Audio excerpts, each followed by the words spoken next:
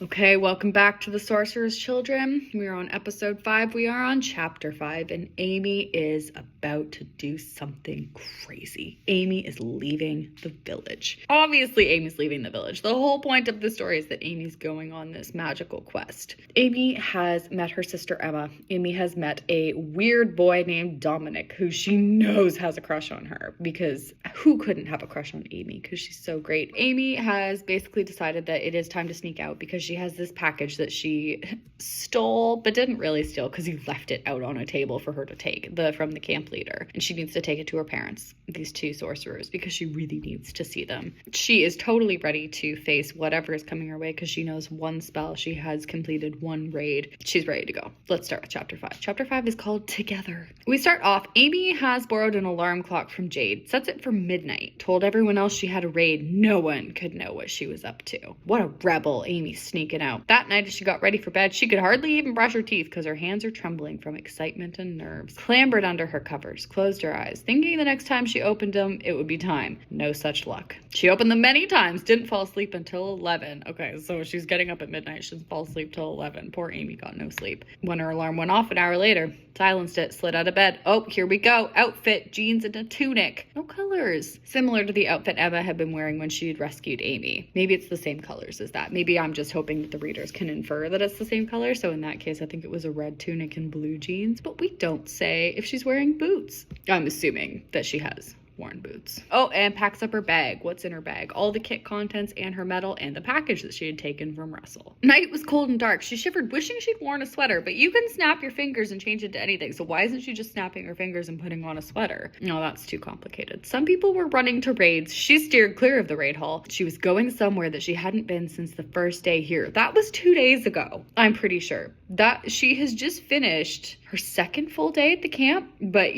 sorry, the village. It's not Percy Jackson. Somewhere she hadn't been since the first day here. So she hasn't been since, 2 days ago. Oh, impact statement. Here we go. She was leaving. Do you think? Amy's steps quickened. She neared the exit of the village. Oh, she starts to get the feeling someone is watching her, and all too soon became clear who it was. Who do we think? Actually, there's a few people it could be. It's Emma. Emma says, hey. Oh, Emma is dressed for combat, but we don't say what that looks like. I'm assuming that means she's wearing armor. And Amy says, hi, I'm a bit busy. Oh, Emma says, you're not going anywhere. Don't think it's gonna be easy to get out. Amy says she's leaving. I have to make a delivery to mom and dad. Oh, she's trying to sound important. You're not leaving, says Emma. I won't let you. Besides, if you were going to go, you couldn't go alone. Oh, and Amy says you're not coming. Yes, I am. Amy suddenly felt exhausted, didn't want to argue anymore. There is no argument there. Amy said, I don't want you to come. Emma said, I'm coming. Amy's like, okay, I'm too tired to fight. Fine, you can come. Emma smiled, obviously not used to people giving in so easily. Do you know why Amy gave in so easily? Because I didn't want to write an argument between Amy and Emma where Emma convinces Amy to let her come. Hey, thanks, says Emma. Oh, Amy sees a longing in Emma's eyes. We're back to the longing. We're not neat Lexi style longing.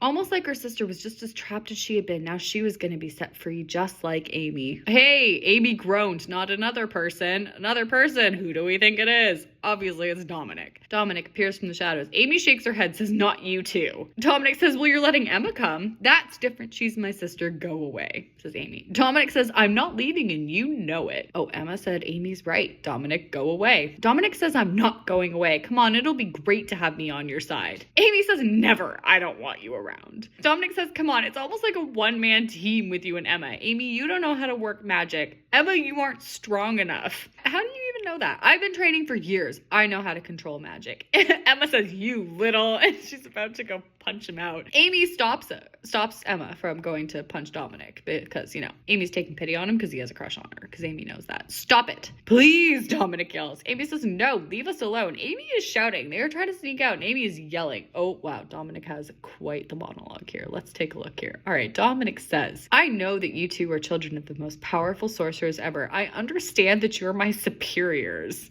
All right. But I'm only asking for this one thing. I've never really seen the world. It would be just as exciting for me as it would be for you two. Please let me come. I'm gonna go mad here. And if you don't take me with you, I'm afraid I'll never see you again. Ooh, can't let Amy go. He's so in love. So I'm only asking for this one thing. You already said that. Please, please, please take me with you. I really need it. Wow. Dominic sounds desperate. Moment of silence. Emma's about to say no. And Amy says, shut up, Emma. I'm in charge now. Dominic, fine, you can come. If you stay out of trouble, don't bother us. So we have a trio, because obviously there has to be a trio, because Harry Potter and Percy Jackson. Obviously it's a trio, and obviously it's Amy, Emma, and Dominic. Amy says it's fine. Let's get out of here. Emma says, hang on a second. He can't come. And who made you in charge? And Amy says, I did. Are you coming or not? I'm leaving. Emma and Dominic both follow her. Oh, we've switched to Emma's perspective. Sort of. Again, this is all in third person, so we're not really in perspectives, but I'm describing it from Amy's perspective. I'm now describing it from Emma's perspective. Let's see how Emma's feeling. Emma is walking after her sister. Amy was forceful. That was good. She was a leader. That was also good. But was she too powerful for her own good? Yes, probably. Emma looked over at Amy, who had absolutely no idea of what was awaiting her. Do you? How do you know? Oh, Emma looks up at the moon and then down at Dominic. Oh, we have an impact statement in italics. How could Amy have let him come? It seemed unreal. She was sneaking out, and with who? A girl who had barely ever worked magic before in her life, and a boy that she absolutely despised. She could not believe that she was actually leaving. And the fact that she was going to see her parents, another impact statement. She was going to give them a piece of her mind. They deserved it. They had only brought misfortune on her from day one. Okay, what's Emma's life been like here? They hadn't even spent a few minutes with her. Right after Sage had gotten through labor, she had handed the child to a nurse. Emma is the first child. So Sage got through labor, handed Emma to a nurse without even naming her. The nurse, whose name was Alina. How does Emma know this? Emma was a newborn, but Emma knows the name of the nurse who brought her to an orphanage. In case you were wondering, her name is Alina. But that's not a character name that we've used before, so I'm gonna give myself points for the creativity, but I'm not giving myself points for the realism. But it's a fantasy, so who really gives a crap? This nurse, Alina, brought Emma to an orphanage, left her there. Russell came when Emma was 3 weeks old, brought her back to the village, and she lived there until she was ... 3? She could hardly remember now. And then Amy had come along. That doesn't make any sense, because Emma's supposed to be 27. I must have forgotten what I'd written earlier. Okay, Amy came along. Another person to look after. Why is that your responsibility? You're 3. Another person to look after. Another one who her parents didn't care about. Another one who had to be taken care of. Another burden for Emma. So Emma has just taken on the responsibility of caring for Amy. And not to mention the immortality curse that had been laid on her. Oh, she doesn't know. How old was she now? She had no idea. She still looked a crisp 14. Amy, do you know where we're going? Emma asks, and Amy says, no clue. And you were gonna leave alone with no idea where to go? Emma asks, and Amy says, yes. Oh, an impact statement. Emma gets all the impact statements here. Emma had no reply to that. She followed the 12-year-old girl and that idiotic boy. Wow, Emma hates Dominic. There is no explanation as to why. Shouldn't she be leading the party? But she wasn't. She was following a girl who had been at the village for approximately 3 days. At least I did recognize that it's been not even 3 days. Why? Emma shook her head again inside. Ever since that stupid course about logic, she'd been way too cynical. So I guess Emma took a course on logic and has become a complete and total cynic. Okay. Amy stops, says, who knows where to go? Amy's made it 4 steps away from the village and realizes she has no idea where to go. And Emma's not having it. Was Amy actually asking her that? And she says, I do. Because Emma knows what she's doing. Amy was just a little girl. She was too proud. That could be fixed. I think I was intending for that to be fixed on this quest, but obviously we didn't get very far. Emma says they live in the north. Amy nods. How do we get there? Amy knows nothing. Emma says right near here, there's a Sorcerer's Express. That was a dream. 100% this is a dream coming up. It's a train that takes you to the Sorcerer Airport. That'll fly you to anyone's home. Although I should warn you, it won't be easy getting in.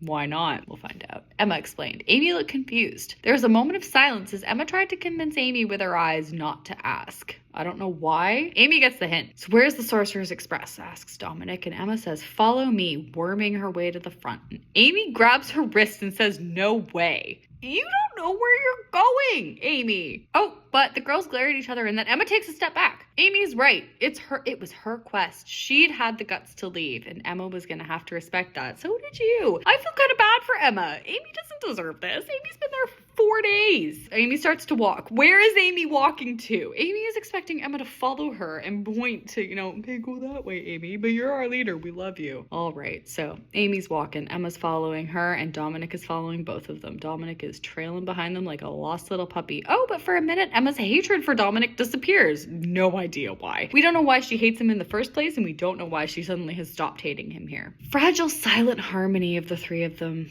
together, walking away from what they knew. Okay, so they're besties now, I guess. Emma didn't want anything to spoil it. Okay, now we switch to Dominic's perspective. Dominic had never been more excited because he is leaving the camp, going to meet two sorcerers, couldn't wait to meet Sage and Bruno, and he was with the girl that he liked. Oh, confirmation! Dominic likes Amy. Impact statement, although she didn't seem to like him much. Don't worry, we'll get there. We won't, because the story will end before we get there, but we were intending to get there. Okay, Dominic shakes the thought out of his head, turns to look at the two girls who were walking ahead. He's surprised that Amy let him come and that Emma hadn't put up too much of a fuss. Emma wasn't too pleased. He would change Amy's views on him by the end of this. Okay, he speeds up to go talk to Amy, and he says, hey, thanks. Amy doesn't respond. Amy just ignores him. I mean, not everyone would have let me come like you did, so I really appreciate that you came round. It means a lot to me. Still nothing. Oh, here we go. Dominic's backstory. You see a paragraph of Dominic's backstory. You see, my story is kind of long and complicated. Were you raised in a prison, Dominic? He was born in a hospital in Peterborough. Why did I choose Peterborough? I don't even know where any of this is supposed to... Oh, they were in New York at one point, I think. I mentioned that they were in New York. Mom handed me to a nurse. That happened to everybody, Dominic. Took me to an orphanage and it was really awful. They treated us all badly. That's not unique, Dominic. Everyone's been treated badly. Then Russell came along and ...